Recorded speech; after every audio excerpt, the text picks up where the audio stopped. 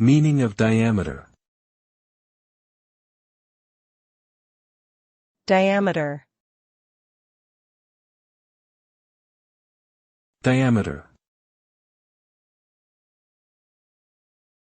Diameter.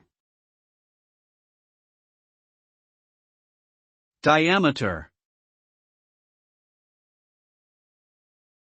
Diameter refers to the distance between 2 points on the circumference of a circle that passes through the center. It can also be defined as the length of a straight line segment passing through the center of a sphere or any other three-dimensional shape, connecting 2 points on its surface. The diameter is an essential parameter for describing the size of circular objects and is commonly used in geometry, engineering, physics, and many other fields.